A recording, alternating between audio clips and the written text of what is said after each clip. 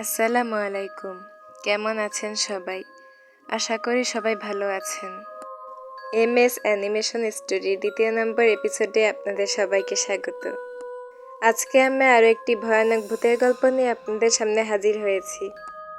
গল্পের নাম নীলবাড়ির অভিশাপ। তো চলুন এবার শুরু করা যাক।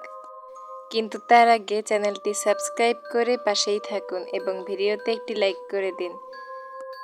শুরু হচ্ছে নীলবাড়ির অভিশাপ। একবার চন্দননগর নামে একটি ছোট্ট গ্রামে একটি পুরনো বাড়ি ছিল। সেই বাড়িটির নাম গ্রামবাসীরা দিয়েছিল নীলবাড়ি। বাড়ির চারপাশে বড় বড় গাছ আর লতা পাতায় ঢাকা ছিল, যেন বাড়িটা প্রকৃতির মাঝেই হারিয়ে গেছে। শোনা যায় বহু বছর আগে বাড়ির মালিক ছিলেন রায়বাহাদুর হরিচরণ সাহা। এক রাতে তিনি হঠাৎ নিখোঁজ হয়ে যান। সেই রাত থেকেই বাড়িটি হয়ে ওঠে অশুভ।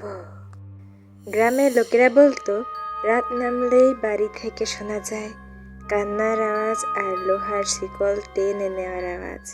অনেক বছর পর গ্রামে এলেন এক তরুণী সাংবাদিক রিয়া সেন।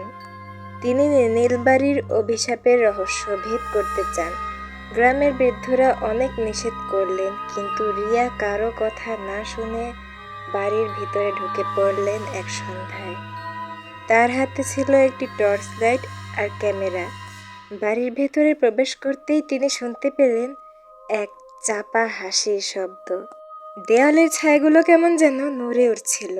অচমকা পেছন থেকে একটা ঠান্ডা বাতাস এসে রিয়ার গায়ে লাগলো। ঘুরে দেখলেন সামনে দাঁড়িয়ে আছে একটি ছায়ামূর্তি, যার চোখ দুটি জ্বলজ্বল করছে লাল আগুনের মতো। রিয়া ভয়ে পিছু হাঁটতে গিয়ে দেখলেন দরজাটি নিজে থেকেই বন্ধ হয়ে গেছে। সেই ছায়া ধীরে ধীরে তার দিকে এগিয়ে এলো। রিয়া শুধু একটা লম্বা চিৎকার করলেন। পরদিন সকালে গ্রামের লোকজন নীলবাড়ির দরজা খোলা পেল, কিন্তু রিয়ার আর কোনো খোঁজ পাওয়া গেল না। কেউ বলে রিয়া সেই অভিশপ্ত বাড়ির অভিশাপের অংশ হয়ে গেছেন। আজও সন্ধ্যা নামলে লোকেরা নীলবাড়ির জানালায় দেখেন একটি মেয়ের অবয়ব, যেন সে কাউকে সাহায্য চাইছে। তবে কেউই সাহস করে আর সেই বাড়ির ভেতরে পা রাখে না। তো কেমন লাগলো বন্ধুরা, অবশ্যই কমেন্টে জানাবেন। গল্পটি অনেক রহস্যময় ছিল, আশা করি আপনাদের ভালো লাগবে। আজকে গল্পটি এই পর্যন্তই ছিল। আপনারা তো জানেন না, এই গল্পটি আমাদের চ্যানেলে 2য় নম্বর গল্প। আশা করি ছোট বোন মনে করে সাবস্ক্রাইব করে দিয়ে যাবেন। তো আজ এই পর্যন্তই। আল্লাহ হাফেজ।